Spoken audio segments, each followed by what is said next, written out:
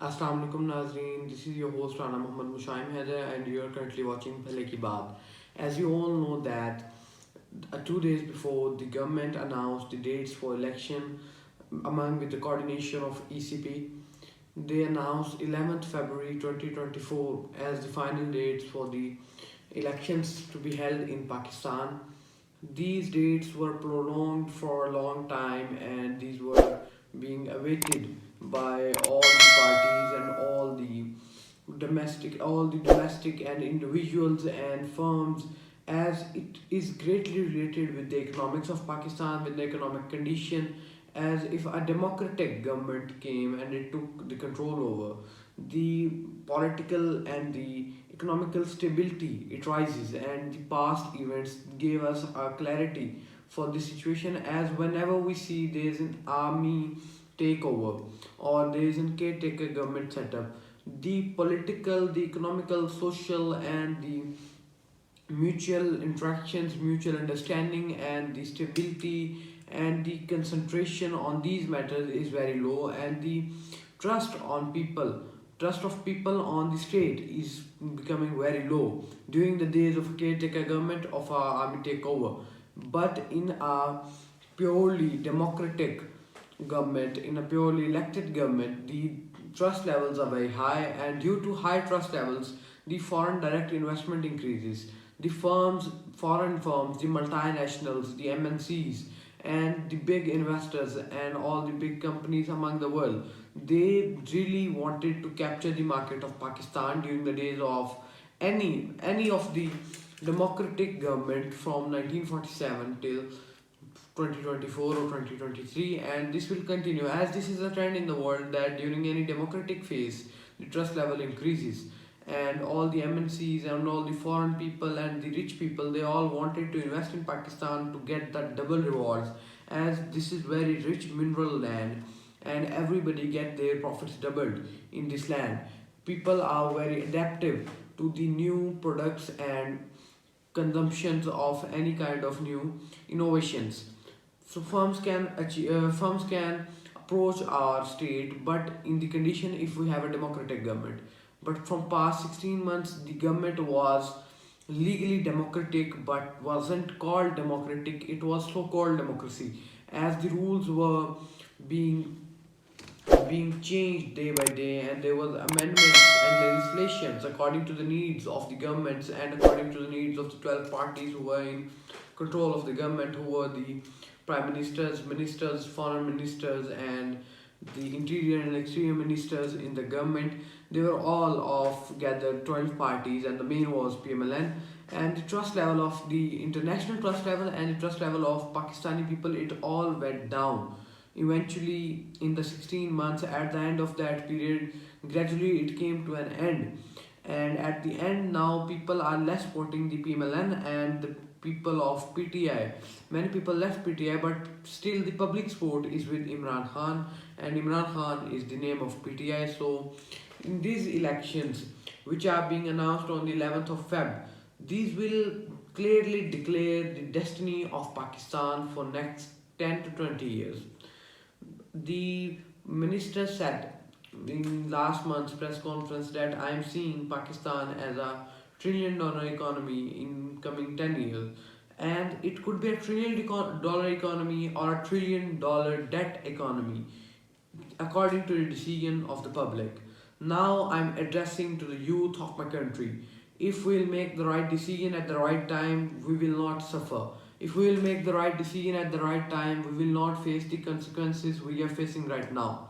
The consequences we are facing right now, these are 20% of our own fault and 80% of the fault of our ancestors, of the fault of our parents, our grandparents, who just elected these corrupt and these morally, socially corrupt, these corrupt and these bad aspects of the community, who elected them and made them feel the confidence that they are electables and they are the good ones who can be elected by the public. They have nothing to change, they have nothing wrong in them. If from the first day our ancestors are parents or grandparents, they had made them feel that they are wrong, and they had to make themselves right to come to our homes and to come to our streets to ask for votes and to ask for parliament seats. So now the destiny of Pakistan could have been like China, India, or America, the trillion-dollar economies, the billion-dollar economies. But now the reason why Pakistan is suffering an overdraft is mainly because our choices were not right from the first day. Our leadership was not right from the first day. The leadership we had to choose, we every time sacrificed our democracy for our choices. Now it's the time to ask for real democracy. We have to choose the ones who can represent ourselves. These people cannot think as we can think. These people have not having the same thoughts, not having the same thinking process, not having the same ideas, innovations like we have. We are the new generation, they are the past, we are the future. They are the was and we are will. And there's a difference between was and will. Was just is past and nothing can change in past, but future can change, and it can change to our choices. We can make our destiny. And Allah says that you can make your destiny by your own, by hard working, because He like hard working. If we will hard work, we will get to our destiny, the like destiny, the destiny we want for ourselves. The future for our future generations and for us is now to be decided by us from the decisions of our youth generation, our young generation, me and you. We will currently again choose this corrupt tola.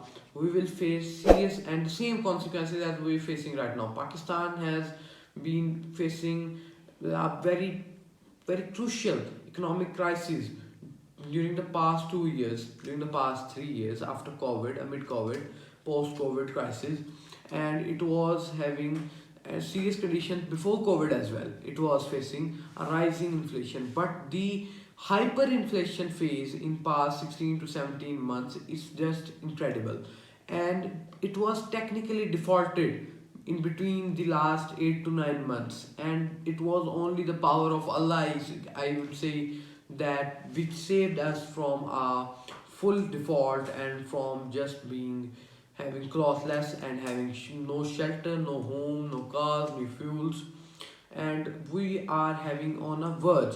The inflation rates are so high that a big change can move our economy and shift our living standards to right. If we will not currently have the right choice, we will face same consequences as we're facing right now due to the decisions of our ancestors. On 11th of Feb, we have to decide our destiny, we have to decide our future. We have to elect those who can represent us, who have the same thinking process, thinking thoughts like us, who are graduated, who are having enough education to make decisions. An education minister is now having FA and BA, and he's scolding those 22nd or 24th grade bureaucrats who are having claimed their CSS 30 or 40 years ago, and now they're being at the top most posts of our bureaucracy, and they are being servicing in Pakistan civil services, they are servicing in foreign affairs, they are being in DMG group, they are in police, and the FA fails and the metric fails are scolding them, and they are bosses on them. We have to change this all system to make a big change. We have to make a big difference here. We have to understand what we have made wrong. We have now to choose the youth, the young generation, who can play a longer innings. We have to make legislations to the law. If one government is elected once, the 5 year tenure should be fulfilled and should be completed. Any calamity, any disaster, anything, there should be no way to end our elected government, our democratic government. We have to make that changes, and that changes can only be made if on the 11th of Feb we all promise to choose the right ones. Thank you. This was your host Rana, mushaim, haider. Allah Hafiz.